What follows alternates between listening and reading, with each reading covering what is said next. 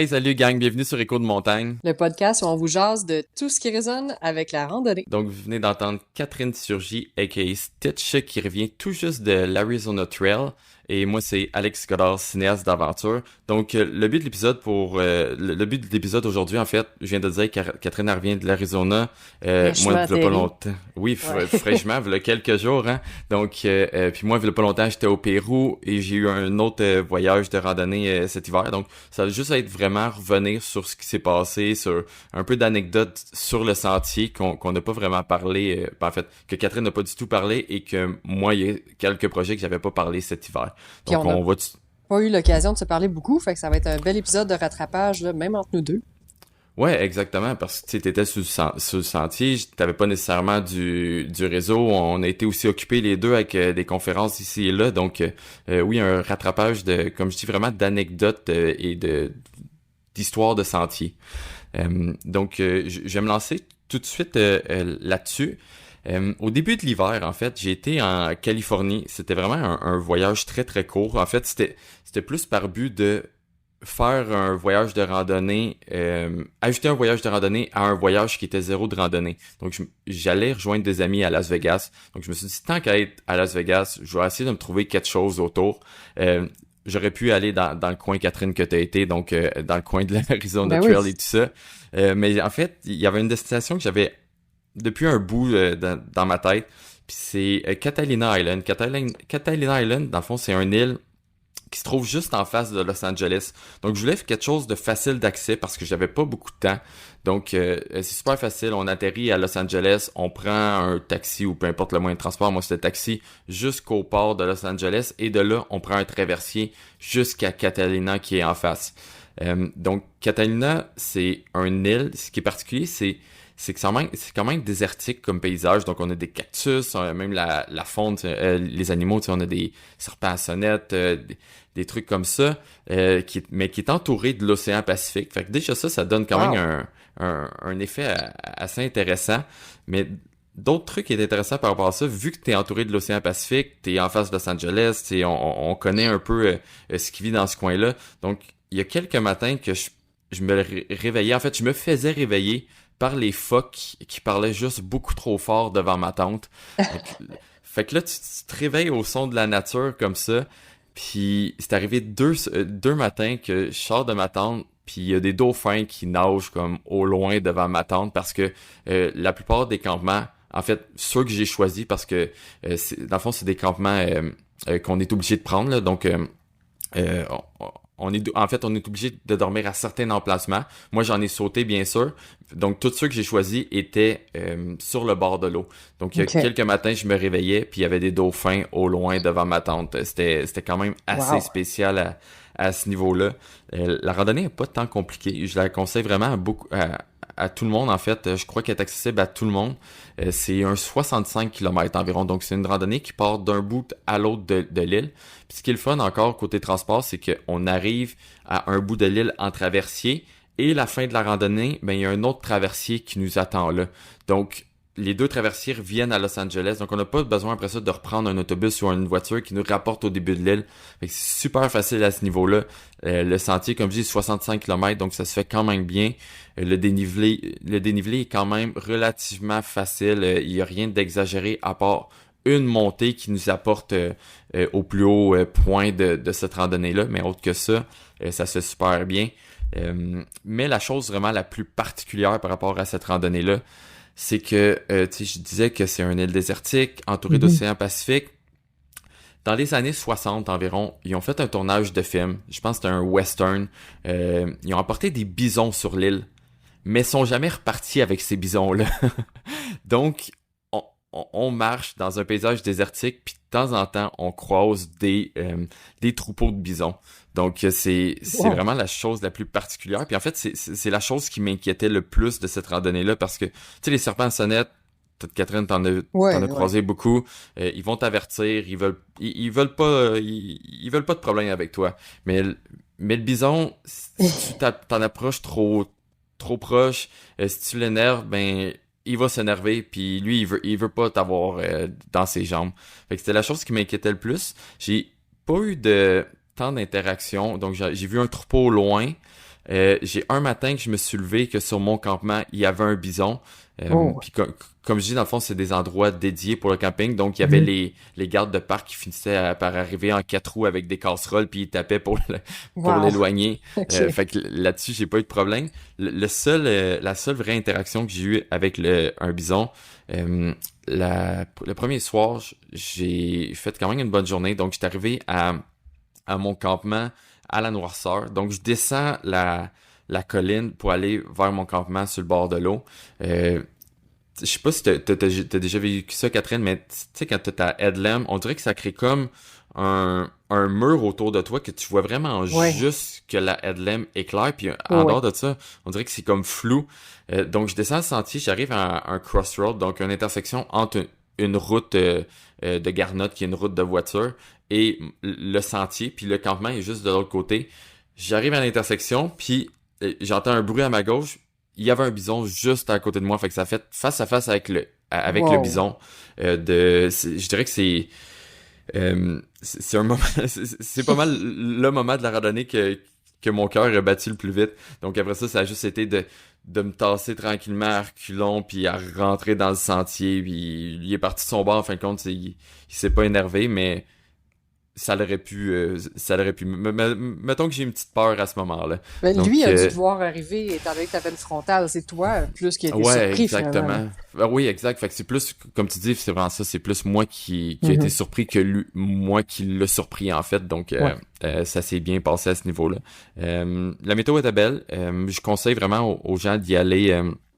Ce qu'on appelle shoulder season là, fait que c'est Hmm. novembre, décembre, puis un peu comme d'été sur l'Arizona là, mars, avril, là, je pense que c'est deux bons moments parce que en été, tu sais, on va avoir des 40 degrés, donc ça peut être vraiment, vraiment, vraiment très chaud. Ouais. Puis l'hiver, c'est leur saison des pluies, donc moi j'ai eu un avant-midi de pluie si je me rappelle bien, mais j'ai eu quelqu'un qui a été cet hiver après ma recommandation, puis elle m'a dit qu'il y a quand elle a fini le sentier, ils ont fermé une partie du sentier parce que dans le fond, il a commencé à avoir de la pluie, puis il y a des parties de sentier qui commençaient à se drainer. Donc, Mhm.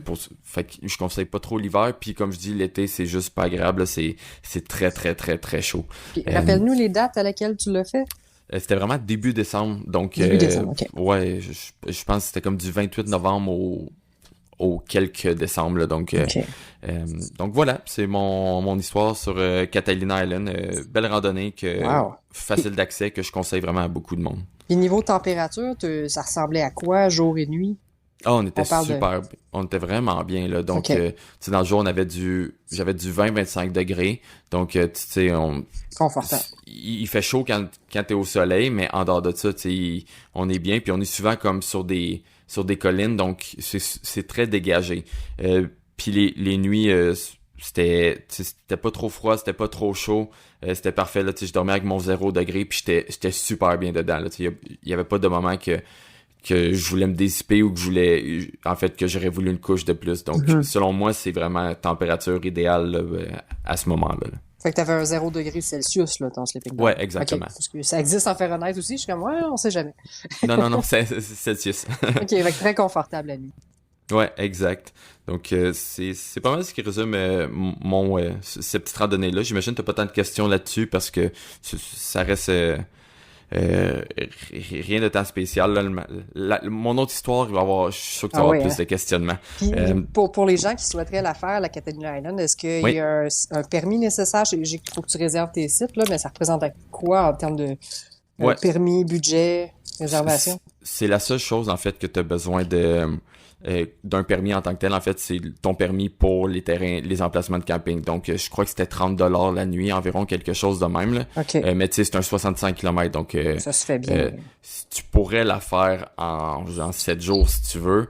OK. Mais tu sais, la plupart des gens, de ce que je comprenais, ils faisaient des journées de 15 km. Là, donc un 4 jours. Mhm. Fait que c'est pas le gros budget là-dessus. La plus grosse partie du budget, ça va être bien sûr être le traversier. Faut que je me Ah. rappelle un peu des prix, là, mais il me semble que c'était environ un 100 $. Mais les prix sont un peu flous dans ma tête, là. quand je vais faire la vidéo là-dessus, je vais retourner checker toutes Ouais. mes Mastercard et tout ça là, pour voir le prix là. Mais c'était Mais ma prochaine question. Tu vas sûrement faire un film là-dessus. oui, c'est ça. Tout est déjà filmé. OK. Il faut juste que je complète le montage. Puis j'hésite à peut-être je vais faire quelques conférences. C'est pas la destination la plus populaire, mais j'ai vu qu'il y a de l'intérêt pour cette destination-là quand je l'ai partagée. Fait que peut-être une dans le coin à Montréal, une à Québec, un petit peu 3-4 comme ça répartis dans le Québec, mais je ferai pas une grosse tournée avec ça. Mhm. Là. Donc voilà, on passe de paysage désertique à paysage désertique. Euh, Loin de euh, l'océan. ouais, loin de l'océan, puis t'as eu des températures un peu plus fraîches là, de ce que j'ai vu Ben passer oui. en fait. C'est pour de là mon intérêt à savoir si les nuits étaient plus confortables sur le Catalina Island parce que j'ai été je savais à quoi m'attendre. L'Arizona Mhm, Trail, pour ceux qui la connaissent pas, là, c'est un sentier de longue randonnée qui traverse tout l'État de l'Arizona, en fait, à partir du Mexique jusqu'au nord. Donc, c'est nord-sud, là, donc du Mexique jusqu'à l'Utah. Puis ça traverse l'État au complet en passant par tout ce qu'on peut s'imaginer. Ça, c'est pas que du désert. Il y a beaucoup plus de montagnes que ce que je mhm. m'attendais. Il y a de la haute, pas de la très haute altitude, mais il y a de la haute altitude. Il y a des déserts de hauteur, des forêts de pins, des canyons. C'est extrêmement diversifié. Ça fait, c'est ça, ça fait environ, ben pas environ, ça fait 1300 kilomètres, là, traverser l'État au complet. Et ce qui m'a surpris le plus de cette aventure-là, qui a duré 50 jours, c'est qu'on n'a jamais eu chaud. Tu sais, on s'imagine l'Arizona, il va faire chaud dans le Ouais. jour, il va falloir avoir quasiment un parasol, là, un parapluie de longue Mhm. rando là, pour se cacher du soleil parce que ça va être aride, il va faire 30 degrés. Ben non, j'ai commencé le sentier le 6 mars parce que les saisons, un peu comme, ben en fait c'est un peu différent là, de ton périple. Là. Les saisons pour la faire, l'Arizona Trail, c'est soit au printemps, mars, avril, peut-être un petit peu dans le mois de mai, mais on évite le mois de mai. Donc mars, avril, ça se fait. Et à l'automne, octobre, novembre. Ok. Euh, Après le mois de mai, on tombe dans les moussons. Donc Mhm. c'est les pluies et la saison sèche. On dirait que c'est tout en même temps. Là. On tombe dans une période extrême après le mois de mai. Donc extrême chaleur, extrême pluie, ce qui amène aussi des flash floods, des inondations rapides. Là, puis des Ouais. glissements de terrain. Fait que c'est assez dangereux de randonner dans ces périodes-là pour la chaleur extrême et les dangers de l'eau. Puis l'hiver, ben c'est beaucoup trop froid parce que même en mars, habituellement, ça se fait bien en mars-avril. J'avais vu des Mhm. récits de d'autres gens qui l'avaient fait avant, puis c'était pas mal la plage météo idéale. On se rappelle, l'hiver passé, c'était exceptionnellement neigeux dans le sud-ouest, donc ils ont eu des records de neige même en Arizona. Fait que l'année passée, c'était pas une bonne référence. Fait que je me suis dit, bon, Ouais. ça va pas être comme l'année passée. Eh ben, moi, je suis super chanceuse avec les années, hein, depuis que j'ai fait l'Appalachian Trail. Ils ont eu des records de pluie et de froid et de neige en mars-avril. Fait que moi qui pensais m'échapper de l'hiver, je me suis bien fait avoir. On a marché dans la neige pendant quelques jours, surtout quand on est arrivé au deuxième étage de l'Arizona. Là, je t'expliquerai un peu Mhm. ce que ça veut dire, mais on a eu globalement très froid. Les nuits, je pense qu'on a eu une minorité. La plupart des nuits étaient en bas de zéro, Ok. puis jusqu'à -7, même -10. Puis dans le jour, c'est jamais monté en bas de 25, en haut de 25, pardon. Ok. C'était entre 7 et 20 à peu près en moyenne. Puis tu sais, tu te dis, Puis ah, l'Arizona, il va faire soleil, il va faire beau, ce sera pas comme l'Appalachian Trail. Ben non, une année record de pluie. Fait que même en mars, on a eu de la grêle, on a eu de la pluie, de la neige, des cocktails météo. On a tout eu, finalement. Il y a rien qu'on n'a pas eu. J'ai même eu un arc-en-ciel, coucher de soleil, tempête de pluie puis de grêle en même temps. Fait que, mais mais tu sais dans le fond c'est quand même volontaire d'aller dans pas dans cette météo-là, tu pensais peut-être pas l'avoir si extrême, mais tu t'attendais quand même à ça parce que tu t'avais fait tes recherches, puis oui. dans le fond, t'as préféré prendre ça que, comme tu dis, y aller en juin, que là, ça aurait juste été encore Et, plus l'enfer. en fait, Donc, c'est pas possible de la ok. faire en juin, là. Il y a beaucoup de sections qui vont être fermées puis c'est beaucoup trop dangereux. Donc, c'est pas fermé dans le sens, mais Mhm. il y a personne qui randonne là en juin, juillet, là. Ok, d'accord. C'est trop chaud, puis il y a les moussons en même temps de temps en temps qui peuvent créer des risques inutiles. Là. Se faire emporter par des flash floods, c'est quand même pas idéal. Ouais. Mais oui, je m'attendais à une nuit froide, ça c'est sûr. L'Arizona Trail, c'est connu, c'est le désert. On sait que la Ouais. nuit, il fait autour de 0. Mais je m'attendais à quelque chose de beaucoup plus sec dans le jour. Là. Il faisait sec, l'air est sec. Mais avec les pluies qu'on a eues, le désert était vert. Là. Puis même Ouais. les locaux étaient étonnés. Ils étaient comme ah ouais, vous êtes vraiment chanceux, là. La floraison cette année elle va être écœurante. C'est rare qu'on voit le désert aussi vert. Fait qu'on a quand même été chanceux d'assister à ça, de voir le désert avec un bon fond de verdure. Là. Mais moi, c'était la chose qui m'avait le plus impressionné.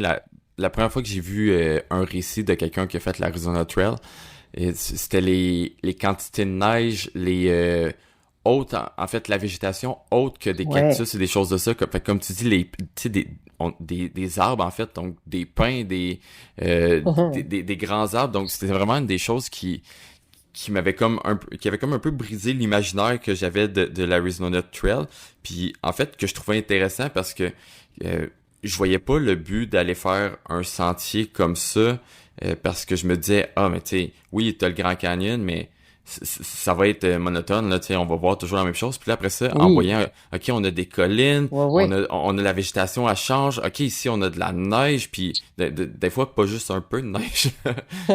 Non, c'est ça. C'est pas peu, surtout pas cette année. Mais oui, c'est des paysages extrêmement diversifiés. Puis moi, c'est un peu ça qui m'avait attiré parce qu'on passe dans toutes les végétations. Mhm. Puis ce qui est surprenant, en fait, à propos de l'Arizona, c'est pour ça qu'il fait étonnamment froid, là, puis qu'on a eu de la neige aussi tard. On se dit, ah mon Dieu, c'est déjà fondu au Québec, il y a encore de la neige en Arizona au mois d'avril. Ben, il faut savoir que l'Arizona, on est pas mal tout le temps en haut de 6000 pieds. Puis des Mhm. fois, on monte jusqu'à 9000 pieds. Fait que c'est comme un grand plateau, là, si on veut, l'Arizona. Cet état-là est en général surélevé. Tu sais, je parlais du deuxième étage, là. Il est comme cassé en deux aussi, l'Arizona. Il y a ce qu'on appelle le Mogollon Rim, qui est en fait une falaise qui fait toute la longueur à peu près de l'état. C'est vraiment une formation géologique super impressionnante. Fait que t'es comme dans le bas, t'es dans le désert. T'es quand même en haute altitude, on parle de 4000 pieds. Donc, c'est quand même plus haut que la plupart des sommets des White Mountains. Puis tout d'un coup, il y a un mur qu'il faut monter. Puis là, on arrive comme ce que j'appelle le deuxième étage d'Arizona. Puis là, on se retrouve à être à 7000, 8000 pieds sur un Ok. plateau. C'est pas un sommet, là. C'est le deuxième étage de l'État. C'est un grand plateau. Donc, c'est super impressionnant côté formation géologique. Puis évidemment, là, je pense que l'Arizona puis le Sud-Ouest, c'est le paradis du géologue, là, pour les formations rocheuses. Mais le sentier, l'Arizona Trail, passe à travers tous les écosystèmes. Tu sais, on traverse des déserts plus bas, très arides. Puis après ça, on rentre dans les forêts de cactus géants. Puis là, pouf, on passe dans une forêt de feuillus qui longe un canyon. Puis là, pouf, on passe dans une forêt de grands pins. Fait que c'est vraiment pas ennuyeux. Puis juste pour mentionner, tu sais, pour le monde qui nous écoute, des fois, la conversion de pied à mètre, là, Ah oui. le, j'ai tapé un peu en même temps, là, voir c'était quoi la partie la plus haute vraiment du Arizona Trail. Je sais pas si tu l'as fait, parce que ça dit que c'est un point suggéré, en fait, là, de San Francisco Peak. Oui, Oui, les monts San Francisco, ouais. donc c'est à 2900 mètres d'altitude. Ça serait le point le plus haut de la trail. Ouais, le sommet du mont Humphrey, en fait, qui est le mont le plus haut des San Francisco Mountains, et justement sur le plateau du deuxième étage, là, dans la Ok. partie nord de l'Arizona. Fait que c'est le point le plus haut. Puis il y a même, tu sais, on s'attendrait pas à ça, là, mais il y a un méga centre de ski au mont Humphrey qui s'appelle le Arizona Snowball. Ah Puis ouais. la saison de ski est plus longue que celle au Québec, là. Ben voyons donc. Ouais, ouais. En tout cas, si j'ai une destination à aller faire du ski, je pense pas à cet endroit-là en premier. Tu l'aurais pas envisagé, hein? Non, Ah, je vais aller pas du faire du tout. ski en Arizona au mois d'avril. Ben, c'est possible. Ouais. Là, je m'en vais à Las Vegas. Qu'est-ce que je peux faire autour? Je vais apporter mes skis d'un coup que. Ouais, ben, c'est la grosse clientèle, en fait. Les gens de Vegas vont skier Ouais. au Arizona Snowball, qui est proche de Flagstaff, là, qui est Ok. très populaire. Puis le sentier, l'Arizona Trail, en fait, on passe à côté du mont Humphrey. Donc, on passe un peu sur le flanc. On monte pas là, jusqu'au Mhm. top, là, qui est 2900 mètres. mais on longe, puis on passe un bon petit bout de temps à 9000 pieds, là. J'ai pas la conversion Ça serait de 9000 2700 pieds. environ. Ouais, c'est ça, à 200 mètres d'altitude du sommet à peu près. Mais c'était la pire journée de tous mes 50 jours que ça a pris. Comment ça? On a sous-estimé le couvert de neige Ah oui, hein. parce qu'on est arrivé là en avril, comme mi-fin avril. Fait qu'on s'est dit, bah, tu sais, il va y avoir un pied de neige, on va voir de la terre un peu. Peut-être ça va caler, mais il en reste pas beaucoup. Non, on parlait de 5 pieds d'épais, là. OK. 4 à 5 pieds de neige. On calait, là, jusqu'à mi-cuisse, là. Ouch! Ça Pas a de été... raquettes, hein, tu sais, parce que t'avais pas apporté des raquettes, Ben, c'est sûr. t'envisages pas des raquettes quand tu dis je vais aller randonner en Non, Arizona, c'est ça. tu sais. On aurait pu en louer, mais ça aurait été juste pour cette journée-là. Fait que c'était la journée la plus enneigée, finalement, de tout le périple, puis il a fallu qu'on... je dis on, hein, parce que j'étais pas tout seul pour cette Oui, aventure-là. ben en fait, c'était une de mes questions là-dessus. Tu sais, Catherine, t'es habituée de partir seule, t'es habituée, tu sais, t'as fait le Pacifique, Crest Trail, t'étais seule malgré qu'il y a toujours du monde autour de toi. Pareil pour l'Appalachian Trail. Comment ça s'est passé? Est-ce que t'as aimé ton expérience? C'est sûr que t'étais pas avec un inconnu non plus. Non. Ouais, en fait, c'est quoi ton feedback sur la fille qui est habituée de marcher toute seule à maintenant, elle marche à deux? Ben, c'était notre première randonnée en couple, moi et mon chum, parce que Mhm. c'est quelqu'un que j'ai rencontré. On s'est rencontrés, en fait, sur la Pacific Crest Trail. Une belle histoire, donc C'est cute, vos sentiers se sont Ouais. croisés, puis... ouais. Fait qu'on a marché ensemble, mais pas ensemble sur la Pacific Crest Trail. On se Mhm. connaissait pas beaucoup, fait qu'on on se rattrapait, on se voyait, mais j'étais encore solo là, jusqu'à la fin. L'Appalachian Trail, évidemment, je l'ai entamé solo, même si il est venu me rejoindre à Mhm. 6 ou 7 reprises là, le long du chemin pour m'aider, marcher une journée ou deux avec moi. Je l'ai fait grosso modo en solo. L'Arizona Trail, c'est un projet commun, donc on est parti à deux et on a fait le gage de n'avoir qu'une seule tente. Ça, c'est un gros move, là. C'est comme emménager avec quelqu'un, tu sais. On se connaissait bien, puis j'ai vraiment aimé. Écoute, on a eu du fun. C'est très différent d'être en permanence avec quelqu'un puis de pouvoir Mhm. partager au quotidien chaque moment puis de les vivre ensemble. Quand on randonne solo, moi je marchais la plupart, même si je croisais beaucoup de monde, la majorité du temps j'étais seule, alors que là on marchait pas toujours collés ensemble. Tu sais, on n'est pas tout le temps à 1 mètre en arrière de l'autre. De temps Ouais. en temps, moi j'ai l'habitude de partir beaucoup plus tôt que lui le matin. Lui c'est un lève-tard.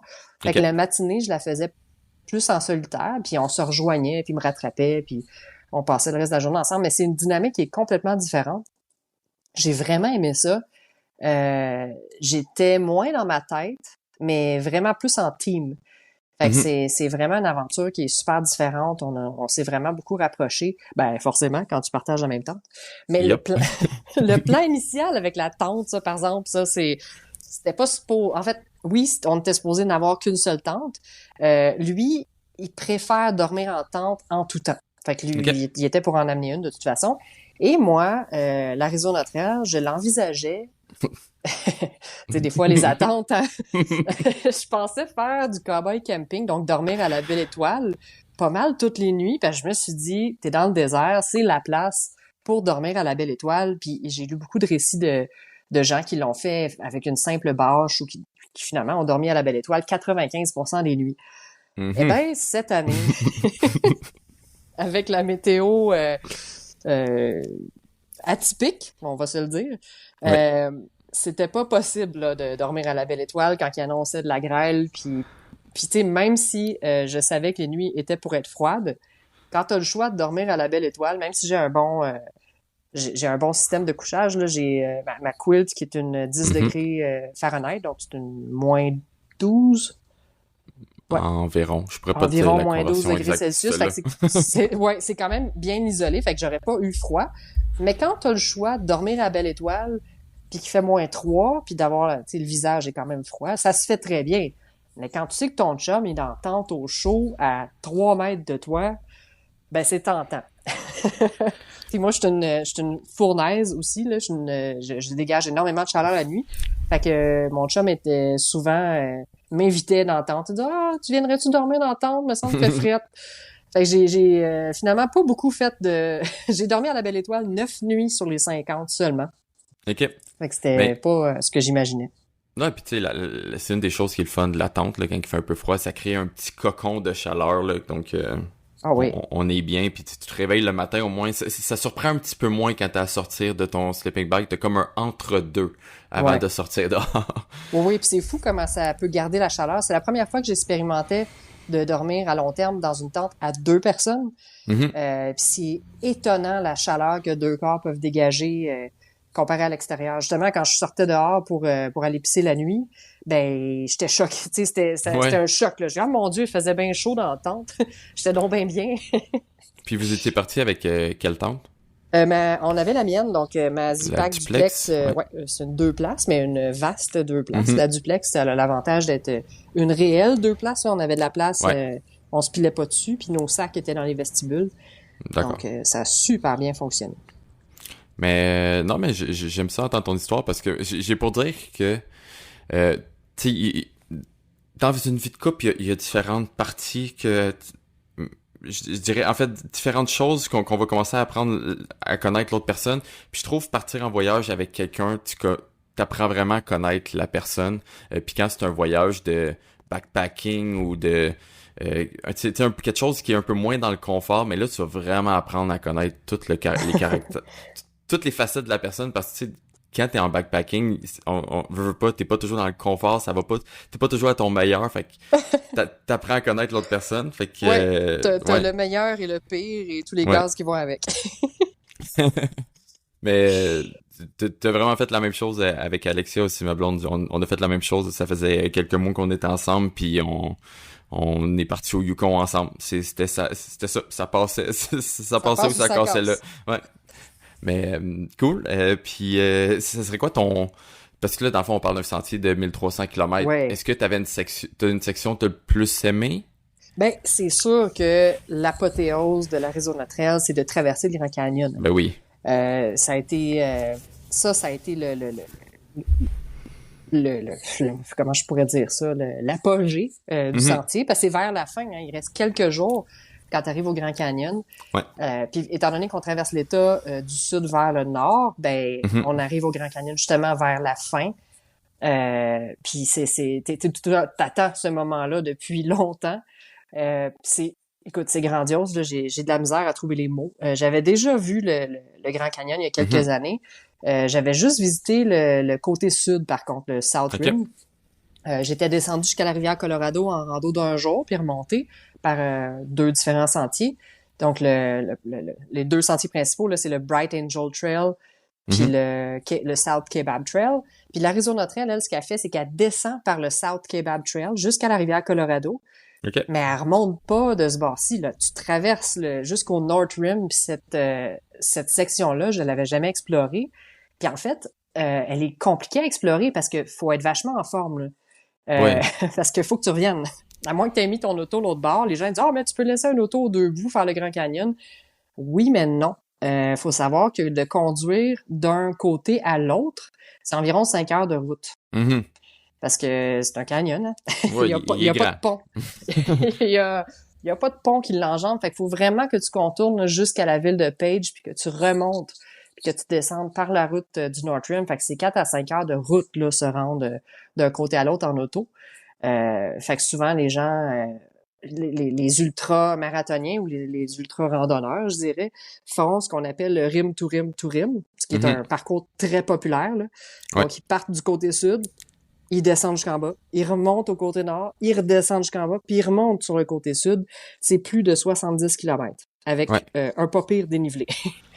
L'avantage de l'Arizona Trail, c'est que c'est one way, c'est sens unique. Donc, tu descends et tu remontes l'autre bord et tu ne reviens pas sur tes pas. Fait que d'explorer le North Rim comme ça a été ma journée la plus spectaculaire et inattendue.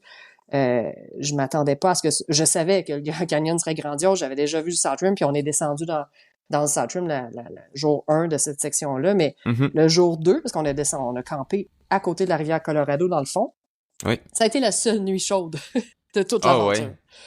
Ouais, parce que là, tu descends à 2000 pieds d'altitude. Fait que t'es vraiment Ouais. plus près du niveau de la mer. Là. 2000 pieds, ça fait la hauteur de Montréal à peu près. Là. Fait que Ouais. il faisait chaud dans le fond du canyon. Ça a été la seule nuit où j'ai dézippé mon sleeping bag. OK, quand même. de toute l'aventure. J'étais tellement heureuse. J'étais comme, oh mon Dieu, il fait chaud. Fait que, bref, le lendemain, on a remonté par le North Rim, qui est environ 23 kilomètres jusqu'en haut. Puis c'est une montée continue. Là. 23 kilomètres de montée. Ça représente, je pense que c'est une journée au-dessus de 2300 mètres de dénivelé. Puis le North Rim est beaucoup plus haut que le South Rim. Fait que OK, déjà qu'on ah était oui. déjà monté au 2e étage de l'Arizona, quelques jours avant, on était sur le plateau du nord de l'Arizona, ben le côté nord du Grand Canyon est encore plus haut que le côté sud. Et là, les quantités de neige qui nous attendaient étaient impressionnantes. La pancarte du Grand Canyon est encore enterrée. La route était déneigée, mais aucune trace du sentier. Impossible de trouver le sentier. Fait qu'on était obligé de marcher sur la route. Fait que ça a OK. fait un peu ma journée la plus spectaculaire, suivie de la journée la moins spectaculaire. De marcher sur une route bordée de 6 pieds de neige de chaque côté, Mhm. sur l'asphalte. Fait que ça a fait tout un contraste cette journée-là. Puis après ça, mais Après, c'est la fin, tu sais. ouais, après ça, c'est la fin, là. Mais Ouais. est-ce que tu finis exactement au North Rim ou il te reste comme une journée à faire après? Ah, plus qu'une journée, là, il reste, tu vois, le North Rim, c'est vers la fin, mais il reste quand même une centaine de kilomètres avant d'atteindre OK, l'Utah. quand même. Donc, 2, 3, 4 jours, 3 jours de marche, mettons. Donc, sauf que là-dessus, la première journée, on l'a marché sur l'asphalte parce que le sentier Mhm. était enterré en dessous de 6 pieds de neige. Puis quand ça commençait à se dégager, ça veut dire qu'on redescendait à peu près, on était à 9000 pieds, là, où il y avait de la grosse neige. Puis quand on a redescendu à peu près à 7000, il y avait plus de neige. Puis là, c'est vraiment le plateau qui mène en pente descendante jusqu'à la frontière de l'Utah. Puis on finit, c'est super tentant parce que tu arrives sur la frontière de l'Utah et tu as un petit aperçu de ce qu'est l'Utah. Mhm. C'est-à-dire un État avec des formations rocheuses incroyables. Puis on finit juste à côté d'un parc qui s'appelle The Wave, très, très populaire. Là, si vous allez sur les Instagram et les réseaux sociaux, ce site-là a littéralement été envahi à cause des réseaux sociaux, à cause des photos Mhm. spectaculaires qu'on peut prendre dans ce canyon-là. Ben, le sentier finit là. Donc, on voit les roches roses et complètement courbées, avec des formations rocheuses complètement extraordinaires, puis on a fini. On arrête là, puis on retourne à la maison. Comme tu dis, c'est tentant de continuer, hein. Très tentant de continuer, ouais. Ou d'y retourner. Oui, ou d'y retourner, puis d'aller visiter l'Utah, qui malheureusement n'a pas de sentier tracé qui traverse l'État, mais il y a moyen Mais de faire des randos d'un jour à volonté. Là. il y en a pas un qui traverse l'État, mais il me semble qu'il y en a un qui traverse Oui. une bonne partie, là. C'est le... Ouais, le Hayduke. c'était pas lui que Hayduke j'avais en Trail. tête. OK, parce qu'il y a j'aime pas le mot sentier parce que ce n'est pas, c'est un sentier. C'est une route. C'est un tracé Ouais, GPS. Il n'y a pas aucune indication. C'est une route qui traverse l'Utah en passant par tous les parcs nationaux. C'est pas un sentier recommandable. En fait, ce n'est pas un sentier. C'est vraiment de l'orientation et tout. Puis ça vient avec son lot de risques. Là. Il y a des canyons inondés, des falaises, et puis surtout pas d'eau. Il y a des canyons inondés par de l'eau contaminée. Puis après ça, tu as des déserts avec zéro source d'eau. Fait qu'il faut que tu traînes des quantités phénoménales d'eau. C'est pas quelque chose qui m'attire. L'Utah m'attire, mais en road trip. Comment t'as appelé le sentier? Le Hayduke Trail, H-A-Y, Puis c'est combien? D-U-K-E. Puis ça serait combien de kilomètres? Inconnu. Inconnu? Parce que moi, celle que je parlais, en fait, on parle de moins que ça, là, c'est je vais sûrement le massacrer, là, le Winter Highline Trail. Ça, c'est 104 miles. Fait que Okay. c'est beaucoup plus petit. Ouais. Mais ça traverse, ça dit dans le fond que ça traverse le Winter Mountain, ce range-là de montagne Okay. au Utah, d'est en ouest. Fait que c'était ça que j'avais en tête, mais on parle pas de la même chose en fin On de parle compte. pas d'un sentier qui traverse l'État au complet. Non, exact. Ouais, ben c'est ça. Le Hayduke Trail, vous pourrez faire vos recherches. Là, il y a quand même quelques documentaires à son sujet. C'est pas dans ma liste. OK. Vous irez faire vos recherches pour des raisons évidentes. Je tiens à ma vie. Donc, c'est un niveau de risque auquel que je suis pas prête à faire face. Là. Puis après ça, j'imagine, en fait, j'imagine, je sais la réponse, mais t'as fini ça à Las Vegas. Et voilà, ouais, c'est ça. En fait, c'est parce que le sentier finit tellement en plein milieu de nulle part. Ouais. Justement, l'entrée de sentier la plus proche, c'est pour The Wave. Fait que nous autres, on avait bon espoir de se rendre. C'est à peu près 1,6 km de la fin de l'Arizona Trail. Fait qu'on voulait marcher jusqu'au stationnement du site de The Wave, le parc national, puis faire du pouce ou trouver des randonneurs qui étaient capables de nous ramener. Soit, nos deux choix, là, les deux villes d'un bord ou de l'autre, c'était soit Kanab en Utah, ça dit rien à personne, c'est ça, un petit village perdu en Utah, ou de l'autre côté, Page, en Arizona, qui est aussi un petit village pas très connu. Là. C'est quand même très touristique, là, mais c'est assez creux en Arizona. Puis de là, on voulait peut-être essayer de prendre une navette pour éventuellement se rendre à Vegas en autobus, parce que les vols de Vegas, évidemment, sont les plus fréquents et les moins chers vers Montréal. Ben, ça s'est pas passé comme ça. En fait, on est... moi, je pensais à notre plan là, en marchant vers le terminus, puisqu'on n'en avait pas vraiment de plan. Puis je m'étais dit, ça va peut-être être long, trouver un lift, t'sais, on était en jour de semaine. Fait que je réfléchissais à ça pendant qu'on s'approchait de la fin, t'sais. Puis là, un pas, deux pas, trois pas, t'arrives, je vois le monument, mon chum me filmait en arrière à l'arrivée, t'sais. Puis j'ai bifurqué à gauche immédiatement. Notre ami qu'on a rencontré sur la PCT, qui supportait une autre de mes amies qui était en train de faire l'Arizona Trail, il nous attendait au monument en surprise, avec une bouteille de champagne puis de la bière. Ça a été... Écoute, j'ai même pas touché au monument. J'étais allée sauter dans leurs bras tout de suite en criant. Je me rappelle avoir vu ta story, oui.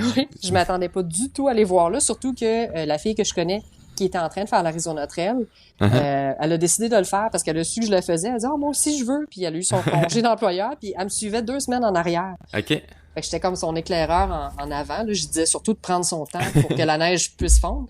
Mais fait que notre ami qu'on a rencontré sur la PCD est passé la prendre parce qu'elle était 2 semaines en arrière de moi. Il a conduit jusqu'à l'arrivée, puis il nous attendait là. Fait que c'était un cadeau incroyable. Fait que finalement, on a eu notre lift. On n'a pas eu besoin de faire du pouce. Là. Ils nous ont ramenés à une plus grosse ville. En fait, ils nous ont ramenés à Flagstaff.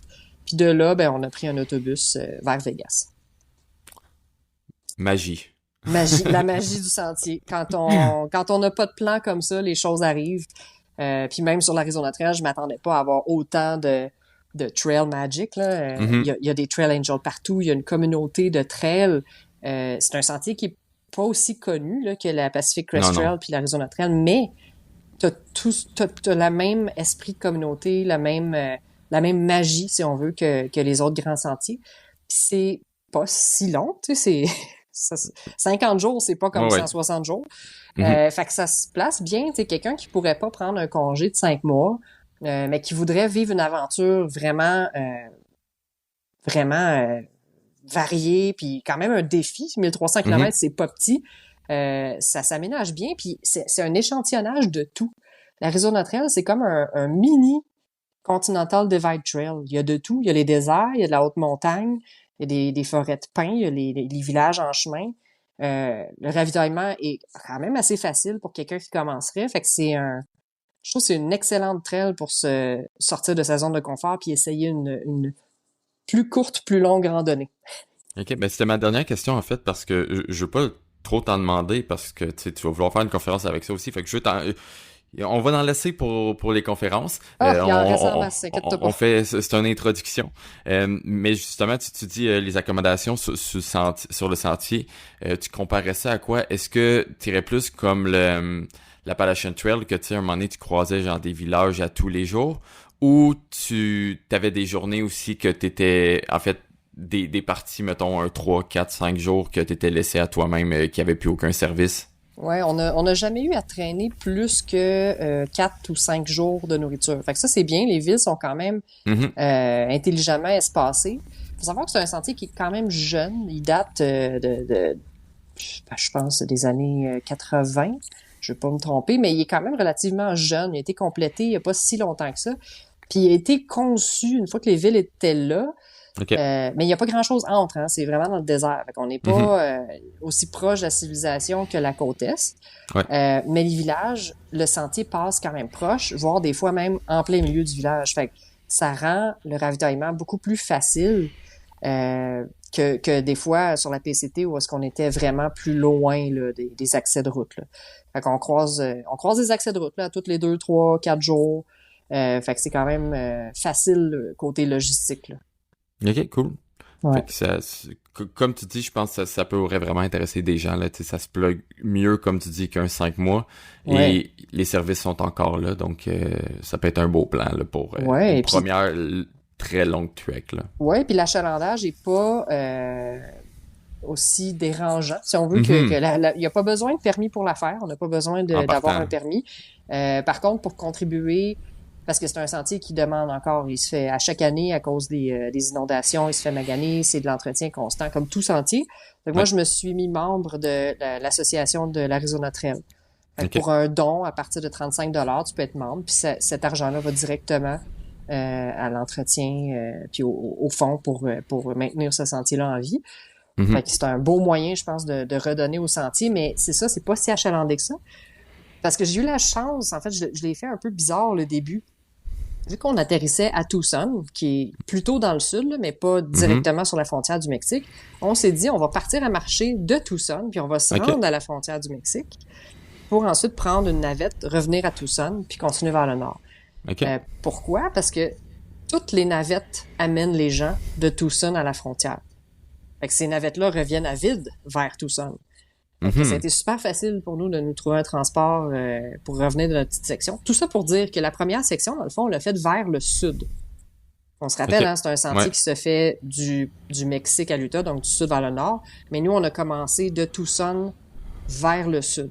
Donc, on a eu 10 jours à marcher vers le sud pour atteindre la frontière du Mexique. Fait qu'on a croisé pas mal tous les randonneurs qu'on allait croiser éventuellement en revenant à notre point de départ.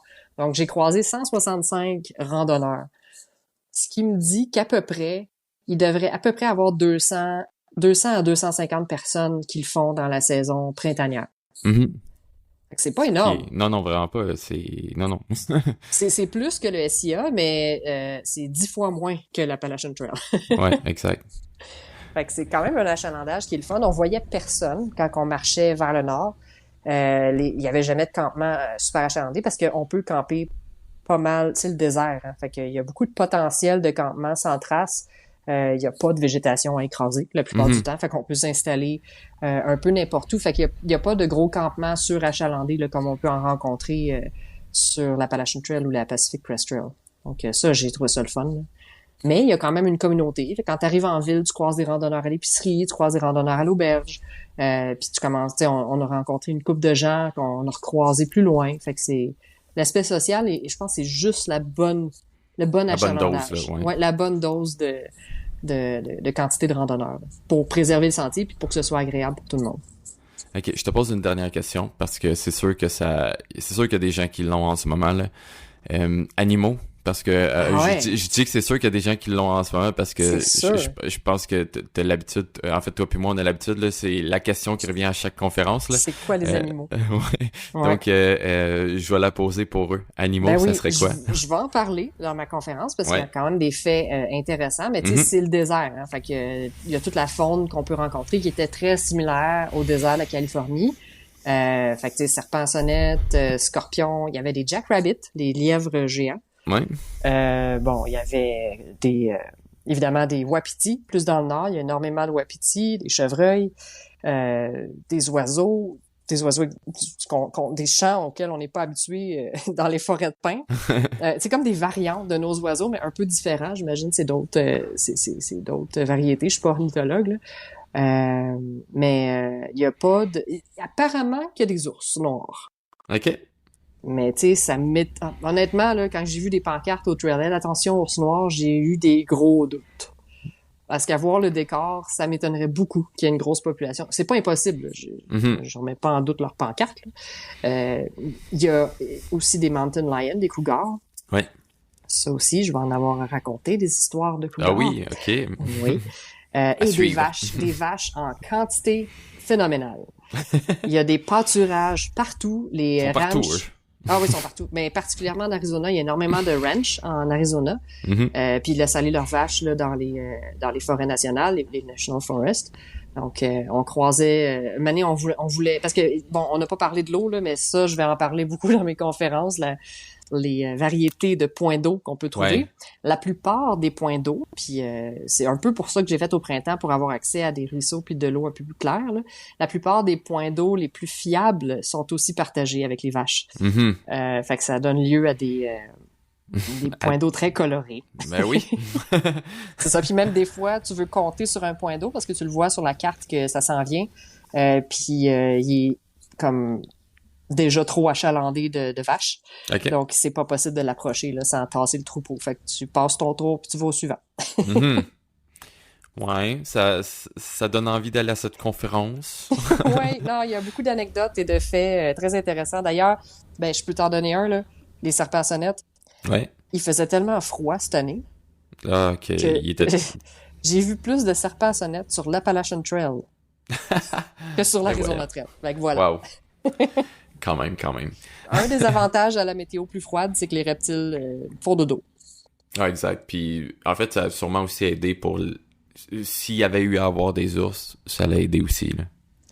Peut-être qu'ils hibernaient toujours. Peut-être, peut-être. Il faisait trop fret, ils se sont dit, moi, je sors pas. Je les comprenais. Ouais.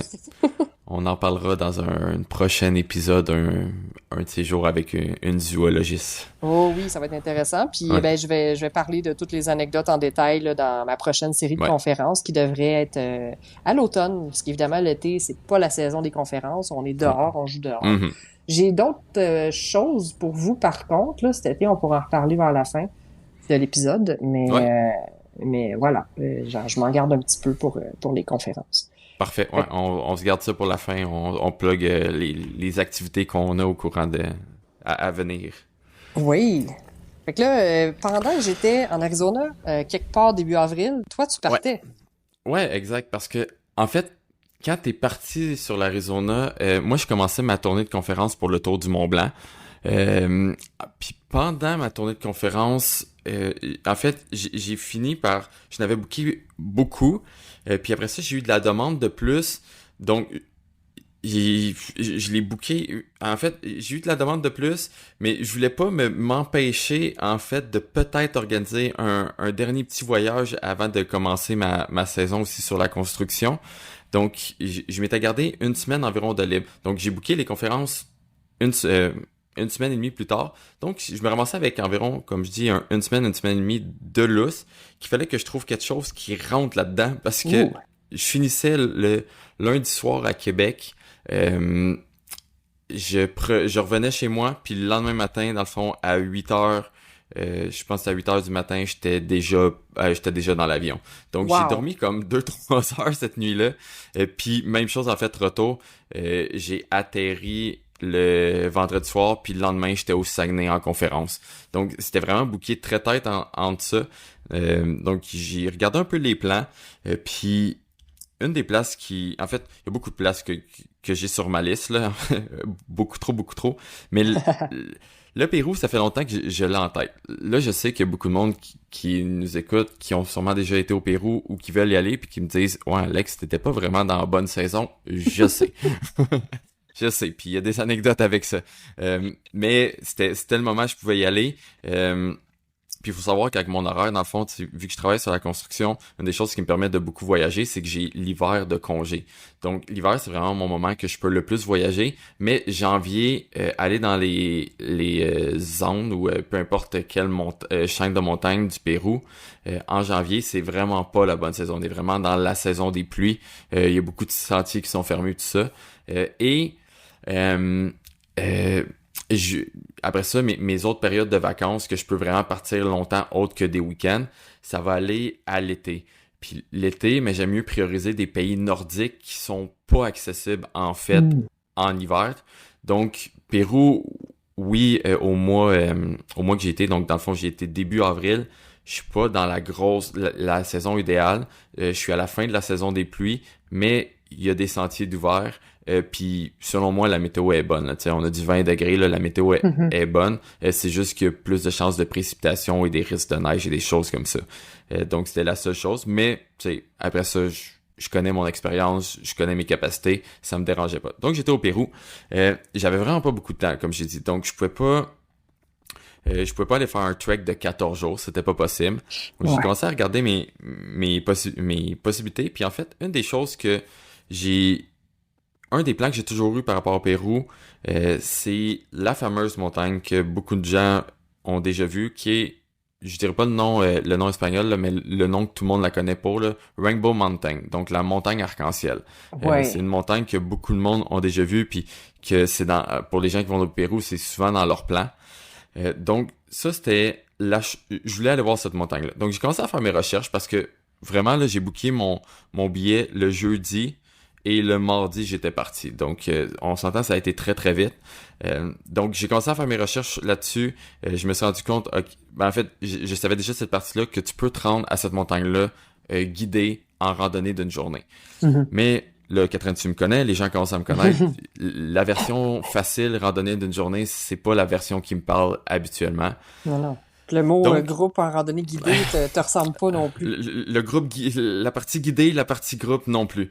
Donc, il y a une trek qui est juste à côté, qui s'appelle je vais sûrement le massacrer, le Osangate Trek, qui un trek qui fait le tour du glacier du même nom, en fait. Donc ça, c'est un trek d'environ 70 km. Ce trek-là, ce qui est particulier, c'est que c'est dans les treks les moins achalandés du Pérou, parce que il est considéré dans les treks les plus difficiles du Pérou. Si on enlève, bien sûr, si on fait de l'alpinisme, puis on va faire les sommets, mais en temps de trek, Randonnée, là. de randonnée, exactement, il est considéré dans les randonnées les plus difficiles du Pérou. Et la raison, c'est parce que c'est la trek ou dans les treks les plus hautes en altitude du Pérou. Mhm. Donc, le trek qui commence à 3700 mètres, qui est le village de départ, en fait. Puis dès qu'on quitte ce village-là, notre premier campement va être à 4400 et ensuite de ça, on descendra jamais plus bas que ça. En fait, on va que monter ou presque. Donc, de ce campement-là, après ça, le lendemain, on a un col à 4900, si je me rappelle bien. On pourrait dormir de l'autre côté à 4600. Puis après ça, comme je dis, 4600 reste pas mal le standard pour le reste. Donc, on passe des cols. C'est des cols, en fait, sans arrêt du 5000, on descend à 4600, 5000, 4700, puis on se rend même jusqu'à 5100 sur certains cols, là. Ah ouais. Donc, c'est ce qui rend difficile. Puis, comme je disais, dans le fond, ce truc-là, il est juste à côté du Rainbow Mountain. Donc, moi, j'ai étiré la loupe de ce trek-là pour rejoindre Rainbow Mountain et revenir ensuite de ça sur ma loupe, ce qui a donné environ plus comme un 85 km. OK. Donc, super belle trek, des vues à couper le souffle, là, comme que vous pouvez vous imaginer du Pérou, là, avec, comme je dis, la trek a fait le tour d'un glacier, donc on a des vues sur des glaciers, sur des lacs turquoise, c'est vraiment impressionnant. Après ça, ben Rainbow Mountain, malgré que je me suis levé tôt pour essayer d'éviter du tourisme, là, parce que quand je vous dis que on peut se rendre là avec un groupe, c'est que on se rend là en motocross à 100 mètres de la montagne. Donc, Ah. puis on peut pas, dans le fond, il n'y a pas de randonnée qui est possible sur cette montagne-là, mais il y a une montagne qui est juste en face, donc on arrive en motocross à 100 mètres du petit sommet qui est en face de la montagne, puis après ça, on peut marcher autour.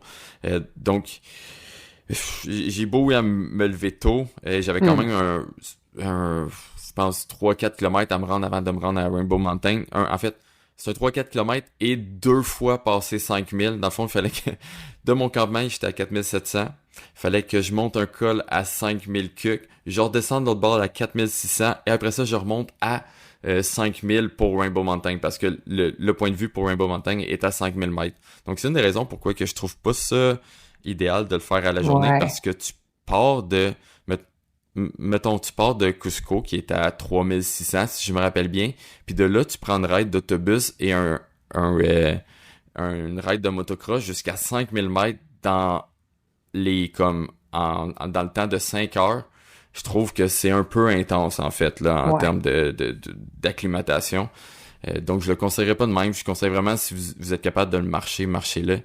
Mais en tout cas, donc Rainbow Mountain, malgré les gens, j'étais pas là avec le moment qu'il y a le plus de gens, mais ça vaut le détour, là, on s'entend, c'est magnifique, cette montagne-là, la seule fois, en fait, que j'ai vu des décors comme ça, c'était en Islande, là, donc des montagnes multicolores comme ça, puis j'avais peur d'être déçu parce que, tu sais, on voit beaucoup d'images comme ça passer ces réseaux, puis tu sais, le monde s'amuse à retoucher, puis à un moment donné, Ouais. on Ils sait plus qu'est-ce saturent les couleurs, on sait plus ce qui est exact, on vrai, sait là. plus ce qui est vrai ou ce qui est pas vrai. Puis j'ai eu la chance d'arriver ce matin-là. Le soleil, en fait, c'est complètement dégagé. Le soleil était là. Ah, Donc les couleurs ressortaient à merveille. Donc si vous avez wow. la chance d'y aller une journée qui est dégagée, vous allez pas être déçus. Les couleurs vont être là. Puis Euh, avec la lumière du matin, j'imagine, plus que en milieu de journée. oui, ben il était rendu 9 heures environ le temps que je me rende là parce que, tu sais, j'ai dit que c'était environ un 4 km de me rendre de mon campement à là. Ouais. Malgré que je suis parti tôt, là, puis que j'ai habituellement un bon rythme de marche et un bon cardio, Hmm. l'altitude se fait sentir. Donc, passer de 4700 à 5000 mètres, c'était beaucoup plus éprouvant que n'importe quel autre 300 mètres de dénivelé que j'ai monté. Ah Puis, ouais, hein? tout le trek était comme ça. Puis, pour être honnête, c'est vraiment la partie que j'ai le moins aimé. Pas, pas que j'ai mal filé à cause de l'altitude. En fait, j'ai eu seulement un soir que j'ai pas bien filé à cause de l'altitude. Puis je me suis pas laissé de chance, là. Tu sais, comme j'ai dit, Mhm. j'avais vraiment un temps limité. Donc je suis arrivé à Cusco, qui est comme je disais à 3600. Puis de là, j'ai tout de suite pris, en fait, je pense que c'est un peu plus bas, 3400 quelque chose de même. Puis j'ai tout de suite pris un taxi jusqu'au village de départ de la randonnée, donc jusqu'à 3700. Donc je Ouais. suis parti de une cabine d'avion que il y a aucune altitude que tu ressens là-dedans, là, tu sais, on s'entend, à arriver à 3000 cucs, puis à tout de suite me rendre à un village à 3700. C'était rough, je te jure, là, je parlais avec le gars de mon hôtel, parce que après ça, j'étais arrivé vraiment tôt à ce village-là, donc j'ai eu la journée pour m'acclimater et une nuit complète. Ouais. Je Wow. sais que je sais que c'est vraiment pas l'idéal, mais j'en parlais un peu plus tard, j'ai quand même j'étais prête à j'avais des portes de sortie là dans le fond, si moindre signe que ça allait mal, je poussais pas là, tu sais, Non, c'est ça. c'était pas en fait les conditions pour pousser, rendu là c'était une question de vie ou de mort. Donc Ouais. euh, On en a déjà parlé dans un épisode on en a précédent, déjà fait que parlé exact là. Donc on était bien informés. c'est ça, là, j'arrive à mon hôtel puis j'étais tu sais, quand tu parles avec le gars qui tient l'hôtel, ben en fait, l'hôtel, le genre d'hôtel, puis j'étais essoufflé à y parler, là, Ah, wow. c'est la première fois que ça m'arrivait.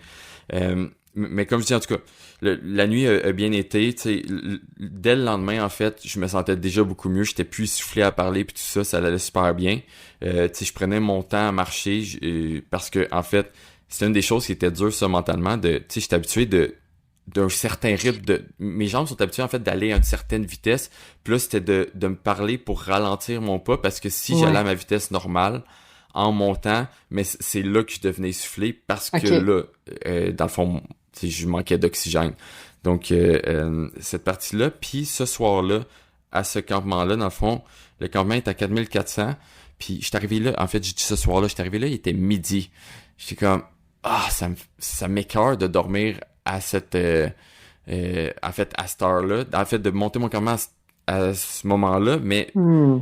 pour question d'acclimatation, je pouvais pas me permettre de pousser parce qu'après ça, comme j'avais un col à 4900 à passer pour aller au prochain campement. Parce que mon C'est but ça. était, si j'avais fait mes devoirs, mon but était de dormir dans chacune des vallées et non en altitude, tu sais, le plus bas que je peux à chaque jour. Mhm. Donc je faisais des journées d'environ comme 10-15 km à tous les jours. T'étais Donc, limité par j'étais- l'espacement des vallées, finalement. exact, j'étais vraiment limité. Puis c'est une des choses que, comme je dis, que j'ai le moins aimé parce que j'étais habitué de marcher de lever du soleil au coucher du soleil. Puis là, parfois, je trouvais que mes journées étaient comme... On dirait que je gaspillais mes journées à pas marcher plus. Fait que je trouvais cette partie-là un peu dure mentalement. Et le fait de aussi de pas pouvoir aller à mon rythme parce que... ben, en fait, parce que je pouvais pas, parce que non plus, je m'étais pas laissé assez de temps. Fait qu'il fallait tout que Ouais. je respecte tout ce qu'il y avait à respecter parce que sinon, là, c'est là que ça pouvait être dangereux. Puis Mhm. dans le fond, c'est quand je disais que j'étais prêt à abandonner à n'importe quel moment s'il y avait le moindre signaux. Première journée que j'arrivais à midi à mon campement, j'ai décidé de pousser juste un petit peu plus loin. Dans le fond, j'ai monté de 100 mètres, donc je me suis rendu à 4500 mètres. Je monte mon campement, tout va bien, puis tout ça. Je suis dans ma tente, je relaxe, puis à un moment donné, j'ai un de ces mal de tête comme Oh un que non. j'ai rarement eu, genre qui m'a pogné. Puis là, Hmm. j'étais comme, fuck. J'ai, qu'est-ce que je fais, tu sais, j'ai essayé de me coucher un peu, puis ça passait zéro que j'ai juste démonté, tu sais, on était même pas encore à l'heure du souper, là, pour te donner une idée, là. Ouais. J'ai démonté ma tente complètement, j'ai tout démonté mon campement, puis je suis redescendu 100 mètres plus bas au campement à 4400. Aïe. De là, après ça, je me suis dit, ok, tu sais, j'ai une nuit à passer là, je vais voir, je vais espérer que tout va bien aller le lendemain.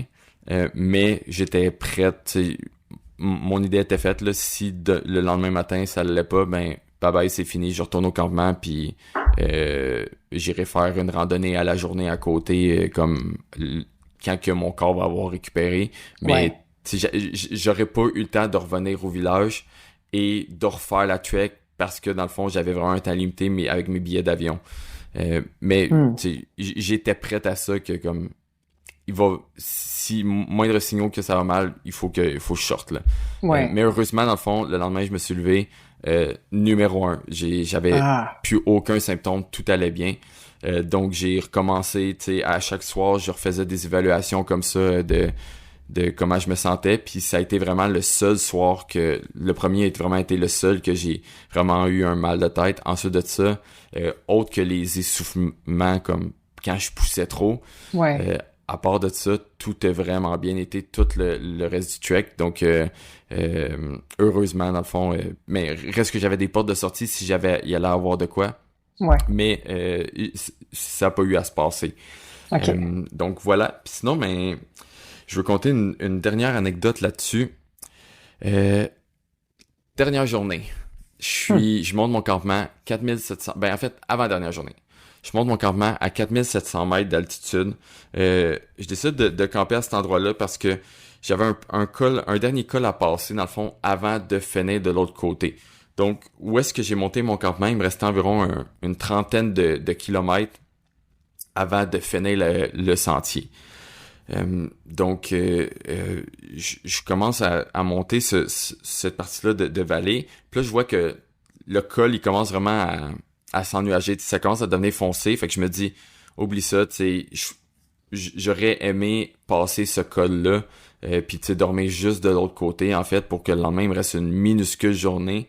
Et aussi pour le fait que parce que ça m'est arrivé une fois dans ce trek-là que j'ai eu à passer une journée complète dans ma tente parce que Ah. il y avait des orages, puis là, oublie ça, tu sais, c'était pas question que j'allais me mettre la tête à 5000 mètres d'altitude sur un col complètement dégagé Hmm. dans des orages. Fait que cette journée-là, j'avais aidé de passer ce col-là parce que dans le fond, pour rentrer dans mes temps, il fallait pratiquement pas que je remanque une journée. Tu sais, si j'avais passé une autre journée dans ma tente, j'étais vraiment à la limite, là. Donc, Ouais. mon but était de passer ça. Comme ça, si le lendemain, il y avait des orages, ben au moins, je l'avais déjà passé. Mais là, c'était pas possible. Tu sais, je le voyais, ça commençait vraiment à se noircir sur ce code-là. Donc, je plante ma tente à 4700. Tu sais, tout va bien, là. Je mange, puis tout ça. Lendemain matin, je me réveille. Euh, c'est complètement sourd. Il y a plus aucun son. Tu sais, Ah. quand tu dors en montagne, là, surtout quand là, il n'y a pas d'arbre, là, c'est dégagé, tu sais, il va toujours avoir au moins un peu de vent, quelque chose. Là, c'est sourd, sourd, sourd. Il y a même pas un alpaga qui mange à côté de ma tente, là. C'est rien, rien, rien. Puis je suis comme, ok, tu sais, tu te réveilles pis t'es comme pas trop sûr de ce qui se passe. Je finis par me mettre sur ma tente, puis là, me mettre assis à ma tente, puis tu sais, tu réalises que comme, ok, ta tente est comme un peu pliée vers l'intérieur. Oh. Il y avait, Oh. ouais, OK. j'avais environ un 15 centimètres de neige, comme un 10-15 centimètres de neige sur ma tente. Donc, je pousse la neige, je sors de ma tente, je démonte tout, tu sais, rapidement parce que, je veux dire, t'es dans son sleeping bag, fait que t'essaies de faire après ça tout le plus vite possible pour que ton corps se refroidisse pas. Fait Ouais. que là, je l'ai fait tout rapidement. Je vois qu'il y a plus parce que le sentier est pas très bien indiqué, mais il y a quand même, euh, en général, pas partout, mais en général, il y a quand même un petit sentier qu'on est capable de suivre. Donc cette partie-là était comme ça, mais là je me réveille, il n'y a plus rien du tout là, tu sais, Hmm. tout est enneigé. Donc faut que je me rende au col. Tu sais, j'ai l'habitude de pas avoir de sentier, fait que ça va bien. Tu sais, je regarde de temps en temps la carte, Puis des fois, je décide de changer un peu de ce que la carte me dit parce que là, je suis dans une vallée. Puis la neige est quand même glissante. Fait que puis c'est très étroit. Fait que le moindre pied qui part, ben dans le fond, je me ramasse. Il y a rien qui m'arrête là. Je me ramasse dans 1000 mètres plus bas dans le fond de la vallée là. Donc c'était impensable. Donc des fois, je changeais un peu l'itinéraire juste pour comme ok, c'est plus sécuritaire passer par là. Ouais. Puis tu sais, je finissais par voir le col au loin. Donc je voyais un peu en passant comme ça, je finis par me rendre. Donc, je me rends au col. Tu sais, ça a pris plus de temps que prévu, bien sûr. Mais, Mhm. tu sais, je me rends là, ça a bien été quand même. Euh, je, je commence à descendre de l'autre côté. Puis, de l'autre côté, dans le fond, quand il neigeait encore, je suis encore dans une grosse vallée. Euh, puis, le soleil commence à sortir. Puis là, le soleil commence à faire fondre la neige, mais par en dessous. Donc, Oh. tu sais, la neige, elle commence à devenir vraiment glissante. Puis je commence à entendre de temps en temps, genre, des bangs de chaque côté de moi. Il y a comme deux montagnes de chaque côté de moi, des montagnes de comme 5600 environ de chaque bord de moi. Puis j'entends des bangs, puis là, quand je me revire, je vois des éboulements de neige qui commencent. Ouch. Ouais, c'est, tu sais, malgré que, je dis, j'ai quelques basics d'avalanche, mais probablement j'ai aucun équipement en ce moment. Et même à ça, si ça allait partir, je suis dans la vallée, là, comme, il y a aucune autre place que la neige peut aller que sur moi. Euh, donc si ça allait partir, c'est fini, là, comme, on me retrouve plus. Donc, à ce moment-là, tu vas le voir, vous allez le voir, le film va finir par sortir. C'est le moment que j'ai le moins... En fait, j'ai pratiquement pas filmé parce que mon but était juste... De sortir de la vallée. Ouais. Faut juste que je m'en aille de là parce que c'est trop un parfait cocktail à avalanche. Donc, j'ai juste marché vraiment vite en faisant attention parce que c'est encore le même principe. En plus que ça Tu veux pas fondait faire un des peu, petits... Plus tu ça fais des longs glissait pas, vraiment. plus tu risques de chuter, là. Ouais, exact. Puis la vallée, un moment donné, euh, en, en avançant dedans, a fini par se transformer en W, si on veut. Donc, il y a les deux grosses montagnes de chaque côté, mais au milieu, il y a un autre chaînon de montagnes qui commençait à se former, comme une mini crête, vraiment moins haute que les deux autres, mais ce qui allait m'apporter plus haut que, ensuite de ça, les deux creux de vallée qui allaient se former.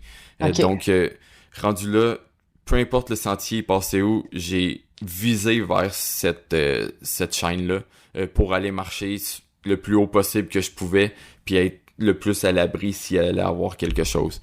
OK. Donc, heureusement, ça s'est bien passé. J'ai fini par sortir de ça, puis en descendant un peu en altitude, ça s'est transformé en pluie. Je pourrais pas dire si il a fini par avoir plus d'éboulements que ce que j'ai vu, mais heureusement en fait que je peux pas dire. Hmm.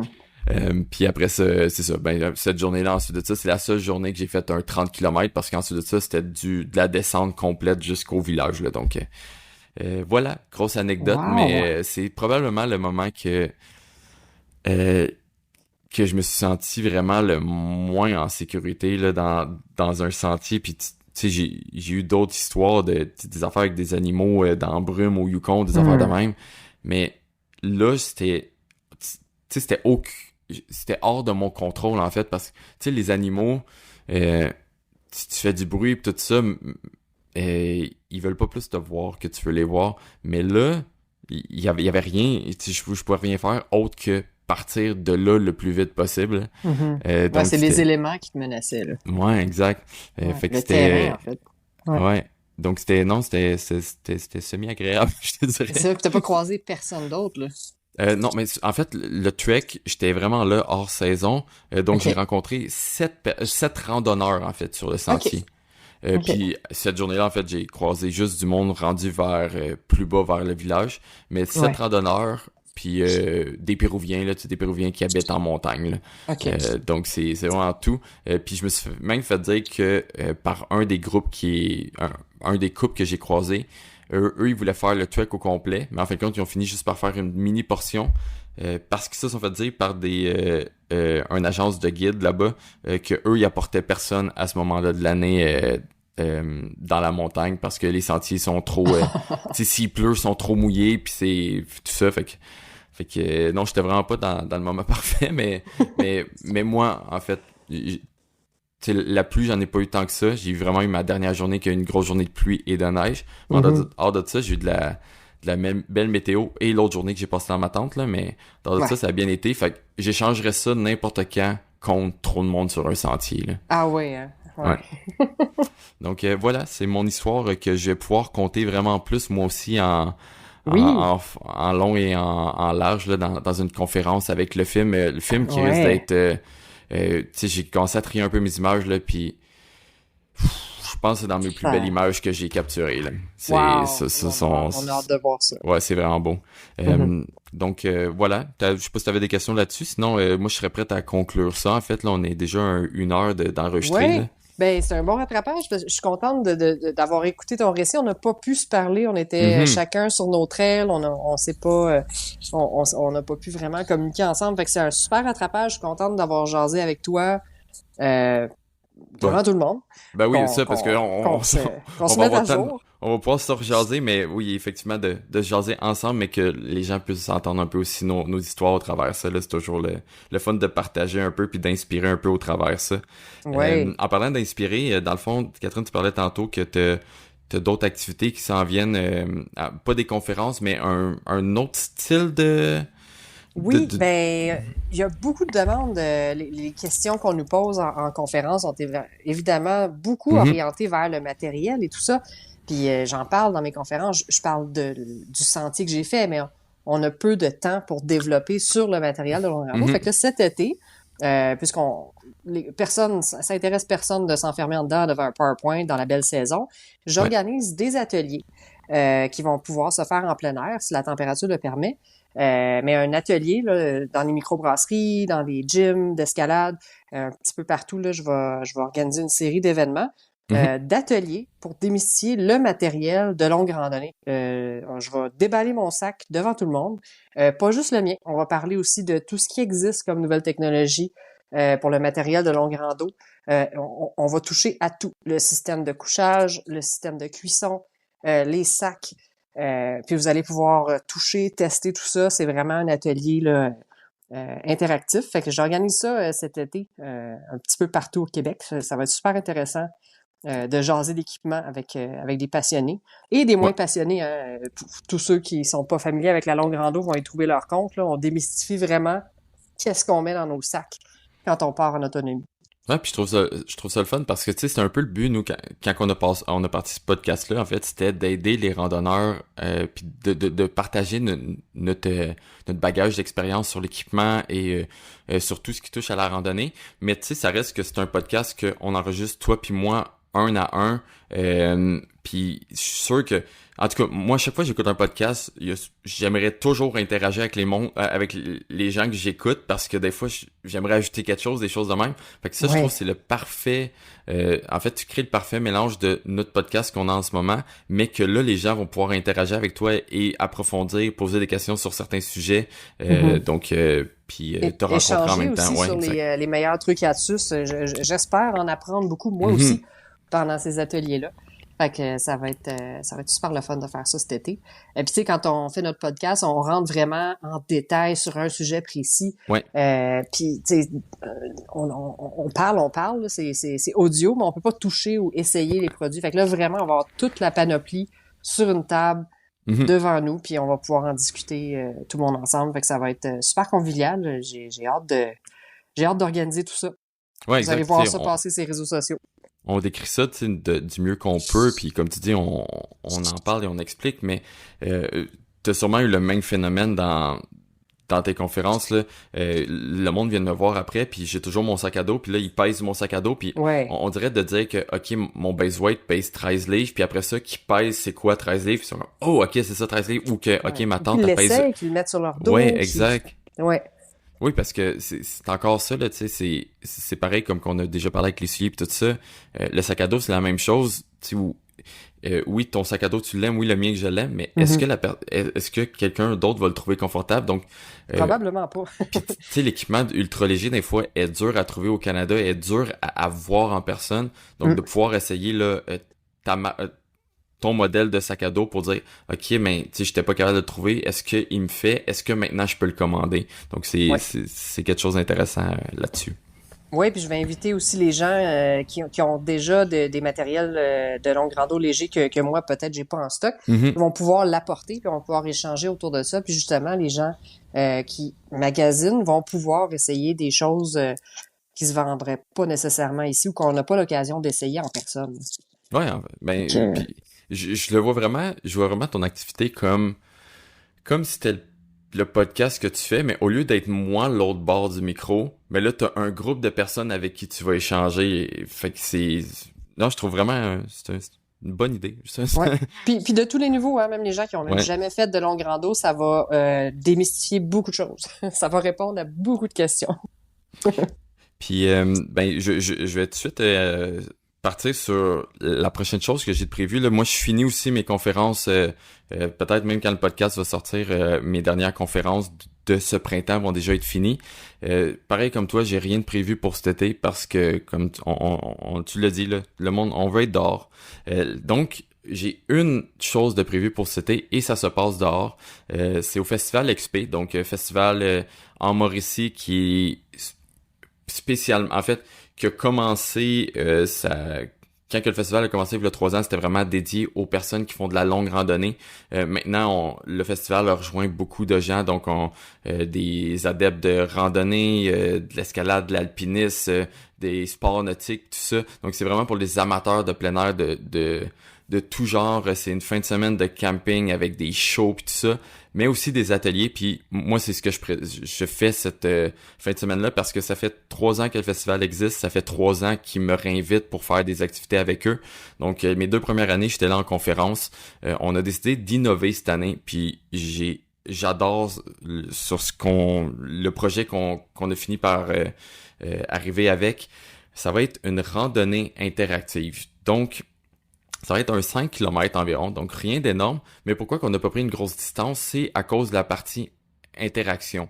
Donc, au travers de cette randonnée-là, on va arriver à 3 points au travers de la randonnée qui va être on va embarquer dans un voyage. Donc, on va carrément embarquer dans un de mes voyages. Donc, on va arriver là, il va y avoir des démos d'équipement, et il va y avoir des photos affichées dans la forêt qui vont montrer, exemple, la Norvège, puis là, je vais vous parler du voyage, puis je vais expliquer, ok, mais Norvège, on va parler du mental, exemple. Je dis un exemple, je sais pas si ça va être langue exact, là, mais chaque place qu'on va croiser au travers de la randonnée, donc les 3 destinations, les 3 longues randonnées que j'ai faites, que je vais présenter, ils vont chacun avoir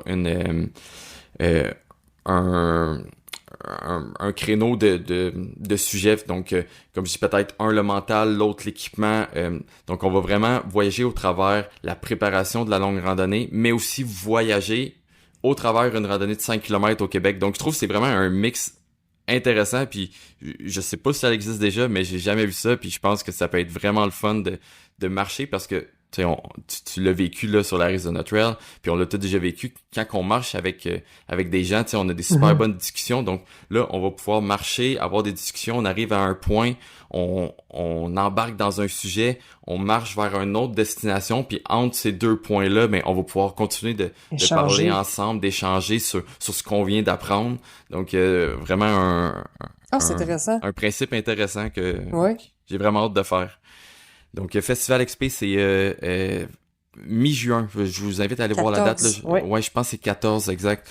Donc, en Mauricie, je crois qu'il reste encore quelques billets. Donc, 14, 15 et 16 juin prochain. Oui, juin. J'ai dit juillet, hein, excuse-moi. Ouais, non, c'est plus bientôt que ça. Oui.